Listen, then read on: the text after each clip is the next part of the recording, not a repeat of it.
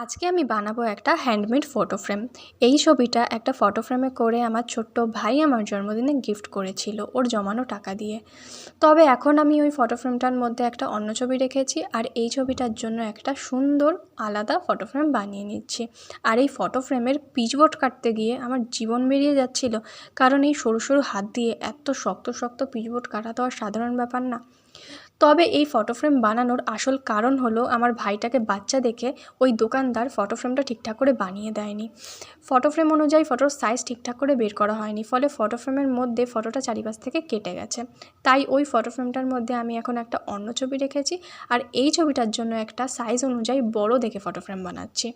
আমি এর আগেও অনেক ফটো ফ্রেম বানিয়েছি, কিছু কিছু আমার ঘরে সাজানো রয়েছে এবং কিছু কিছু আমার আপনজনদেরকে গিফট করা রয়েছে। আর ফটো ফ্রেম ছাড়াও অনেক হ্যান্ডমেড জিনিস আমি বানিয়েছি, তবে সেগুলোর ভিডিও করা হয়নি, কারণ একসাথে কাজ করা এবং ভিডিও করাটা খুব কঠিন হয়ে পড়ে, দুই দিকে মন দিতে হয়, যার ফলে কাজটা ঠিকঠাক মতন হয়ে ওঠে না। তবে আমি কাজটা সম্পূর্ণ মন দিয়ে করার চেষ্টা করেছি এবং ভিডিওটাও সম্পূর্ণ মন দিয়ে করার চেষ্টা করেছি। তবে কতটা ভালো হয়েছে সেটা তোমরাই বলতে পারবে। আমার কাজটা যদি ভালো লেগে থাকে তো প্লিজ লাইক কমেন্ট শেয়ার করে দিও। তোমাদের মধ্যে অনেকেই আছে যারা ভিডিও দেখো তবে সেটার লাইক কমেন্ট বা শেয়ার করো না, যার ফলে আমার ভিডিও অনেকের কাছে পৌঁছায় না এবং সাবস্ক্রাইবারও আমার বাড়ে না। তোমরা তো অনেকেই অনেকের উলফাল ভিডিও দেখো, শেয়ার করো, তো আমার এই পরিশ্রমটাকেও দেখো, যাতে আমি আমার কাজগুলোকে এগিয়ে নিয়ে যেতে পারি, যাতে আমিও একটুখানি কিছু করতে পারি।